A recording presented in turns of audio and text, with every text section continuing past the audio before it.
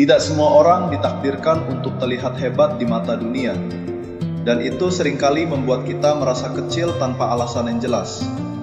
Kita melihat orang lain melangkah cepat, pencapaiannya dipuji, hidupnya terlihat terang, sementara kita berjalan pelan, tanpa sorotan, tanpa tepuk tangan. Lalu muncul pertanyaan yang diam-diam melelahkan. Apakah aku cukup berarti jika aku tidak sehebat mereka? Padahal hidup tidak pernah meminta semua orang menjadi luar biasa. Hidup hanya meminta kita menjadi sungguh-sungguh dengan peran yang sedang kita jalani. Tidak semua orang harus memimpin, tidak semua orang harus tampil, tidak semua orang harus dikenal. Ada orang-orang yang nilainya tidak diukur dari sorak-sorai, melainkan dari ketekunan yang tidak banyak orang lihat. Dunia sering mengajarkan bahwa yang paling keras suaranya adalah yang paling berharga. Padahal seringkali yang paling tenang justru yang paling setia bertahan. Menjadi biasa saja bukanlah kegagalan.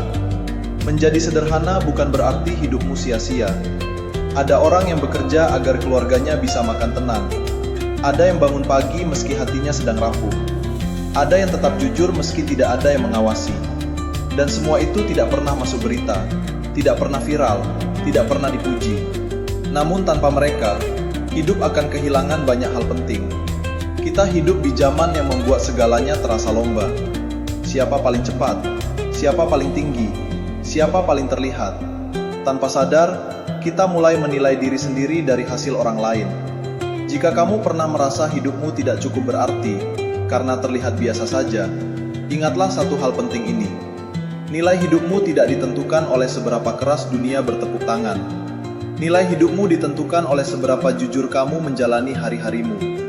Menjaga komitmen kecil, menepati tanggung jawab sederhana, dan tetap menjadi manusia di tengah tekanan hidup. Itu bukan hal sepele. Itu adalah fondasi yang membuat dunia tetap berjalan. Tidak semua orang harus bersinar di panggung besar. Ada yang tugasnya menjaga api kecil agar tidak pernah padam.